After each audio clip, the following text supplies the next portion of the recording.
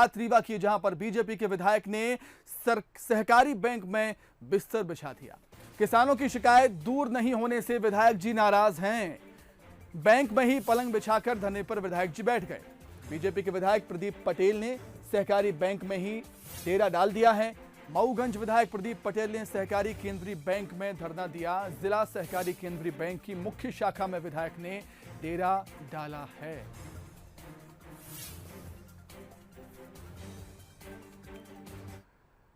तो क्या है पूरा मामला, इसे जानने के लिए सीधे रुख करेंगे हमारे संवाददाता अंचल शुक्ला का, जो रीवा से लाइव हमारे साथ जुड़ गए हैं। अंचल, जब सत्ताधारी पार्टी का विधायक धरने पर बैठता है तो कई सारे सवाल खड़े होते हैं। हम आपसे जानना चाहेंगे क्या है पूरा मामला। विधायक जी आपके साथ है तो उनसे भी बात करने की कोशिश कीजिए।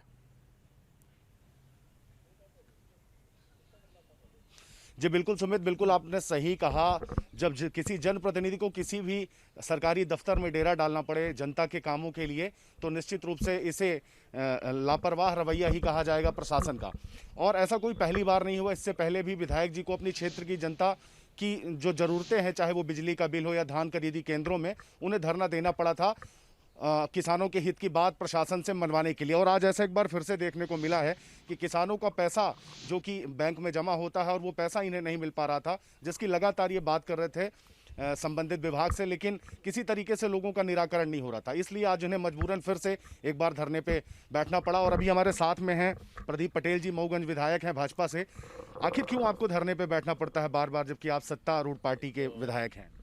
धरना पे बैठना नहीं है तो अपने ऑफिस के अंदर आना। धरना तो गेट के बाहर होता है, पहली चीज़। दूसरा, सत्ता पार्टी के हैं, इसलिए तो मैं बोल रहा हूँ कि माननीय मुख्यमंत्री जी ने मध्य प्रदेश के जितने भी गेहूं खरीदी वाले किसान रहे, एक एक किसान के खाते में पैसा समय से जमा कर दिया।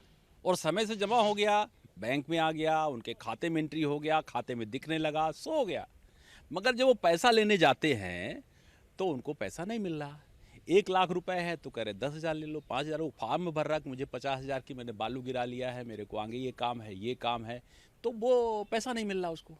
अब वो मेरे पास शिकायत कर रहा है, सरकार मेरी है, तो क्या मैं सत्ता पक्ष का विधायक तो घर थोड़ी बैठूंगा? मैं इनसे बात कर रहा हूँ, 1 बार हो गया, 2 बार हो गया, अब भेज रहे हैं, फिर भेज रहे हैं, अब करवा देंगे।